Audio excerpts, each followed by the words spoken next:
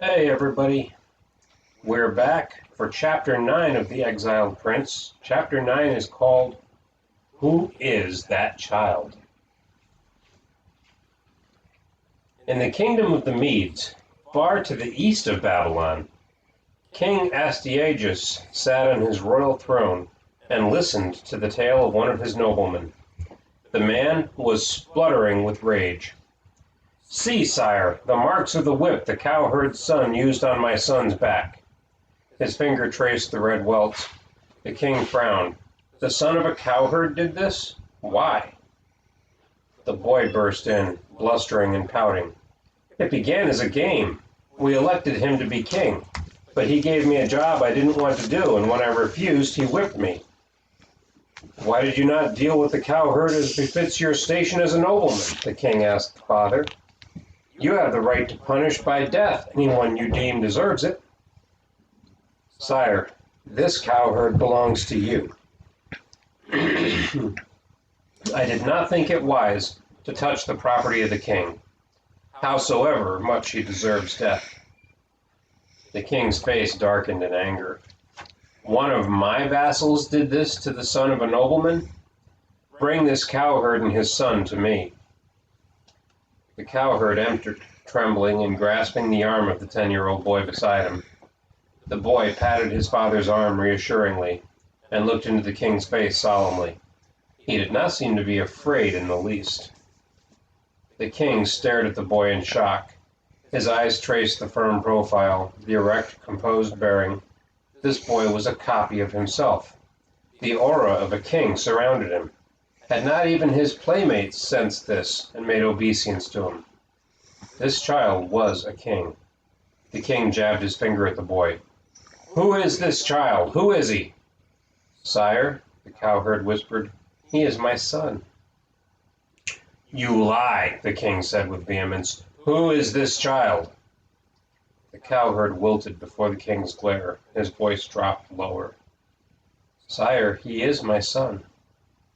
"Guards," the king roared, "take this man to the rack. Get the truth from his lips. I must know where this child came from." The cowherd crumpled in a heap before the king. "No, sir," he said brokenly. "I lied for the sake of the lad." "Then he is not your son?" "No. 10 years ago this child was brought to me by Harpagus, your prime minister. He told me to expose the child to the wild beasts on the mountain so that they would kill it. It had been commanded him to do it, he said, but the child was so fair he couldn't bring himself to do it." The king shot a glance at his prime minister, and animosity hung like a sword between them. The cowherd saw the look. "No, sire, please, do not hold him accountable. It was my own fault. That very day, my wife had given birth to a baby who died. To ease her pain and comfort her, I gave her this child to nurse, and I exposed the body of my dead child to the wild beasts, and gave their bloody bones to Harpagus. He never guessed it was not the child he had given me." The king's voice lashed out like a whip. "Did you not know this child's origin?" "Nay, sire. I knew he was of noble blood because of his rich clothing." His glance swept lovingly over the child. "I have known it more clearly since, for he carries himself like a king." The king lurched back to his throne, stricken. "Aye, he is a king. This child is my flesh. He is the son of my daughter. Before his birth I dreamed that he would seize my throne. It was my intent to murder him so that it would not happen. But God has intervened. Cyrus still lives. So be it." The king covered his eyes with his hands and sighed heavily. "See that he is taken to his mother. His life is secure. He shall live." King Astyages did not try again to take the life of Cyrus, but he was furious with Harpagus, the officer he had commanded to kill the child. And to pay Harpagus back for the disaster he was sure would come, Astyages killed the son of Harpagus. Such was the wickedness of King Astyages, king of the Medes. Harpagus pretended not to care. He pretended he thought the king had acted wisely, but he made a promise to himself that someday King Astyages would be paid back. Cyrus was taken to Persia, where his father and mother lived, and he did not see his grandfather the king through many years. But when he grew to manhood, Harpagus sent him a message. It was a secret message hidden in the entrails of a hare that he had killed, so that no enemy would see it and tell the king. Now, O Cyrus, is the time to repay King Astyages for trying to kill you. I have raised up an army and will help you fight. Cyrus read the letter thoughtfully. Already, he had the loyalty of the men in the Persian army.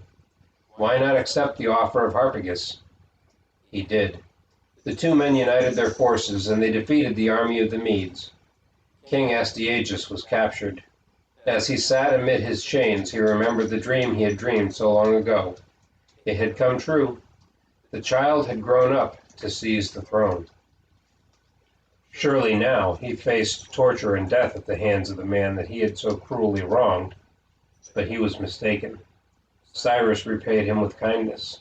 He spared the king's life and let his grandfather live in the court in peace.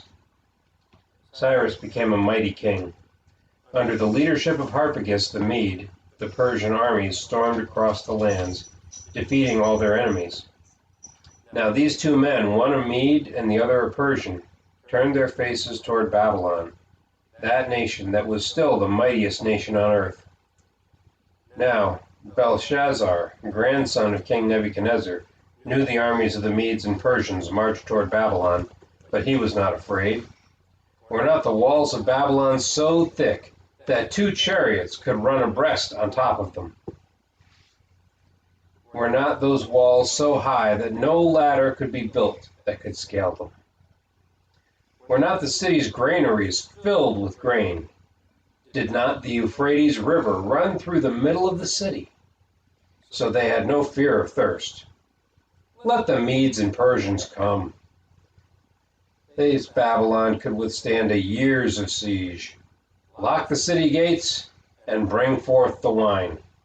Let us eat and drink and be happy, for nothing else matters, and soon enough we'll be olden in our graves.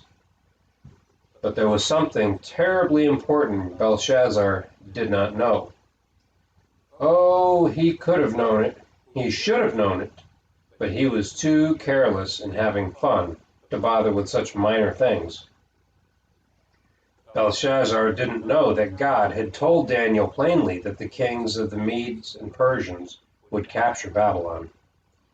Daniel had dreamed about a ram that had 2 horns that pushed westward and northward and southward so that no beast could stand before it, and neither was there any that could deliver out of its hand. But he did according to his will and became great. Then the angel Gabriel said plainly to Daniel, "The ram which you saw, having 2 horns, are the kings of Media and Persia." Babylon was doomed. Belshazzar could have known all this, and indeed 200 years before, the prophet Isaiah had written down the name of the man who would bring the children of Israel back from their captivity, before they had even gone into captivity. "Thus saith the Lord," Isaiah had written, "thus saith of Cyrus, he is my shepherd who shall perform all my pleasure, even saying to Jerusalem, thou shalt be built, and to the temple, thy foundation shall be laid. Thus saith the Lord to his anointed Cyrus, I have even called thee by name, I have surnamed thee, though thou hast not known me." Isaiah, writing down the very words God told him to write, said, "Behold, I will stir up the Medes against them, which shall not regard silver, and as for gold they shall not delight in it. Their bows also shall dash the young men to pieces, and they shall have no pity on the fruit of the womb. Their eyes shall not spare children. And Babylon, the glory of the kingdoms, the beauty of the Chaldeans, the excellency, shall be as when God overthrew Sodom and Gomorrah." Belshazzar should have known this. He should have repented, but he would not. So it was that God set about to pay back Babylon for the terrible way it had treated his people. And when Belshazzar partied in the palace, far upstream on the Euphrates River, the attacking army was moving quietly about their deadly work. That's chapter 9. We'll see you for chapter 10.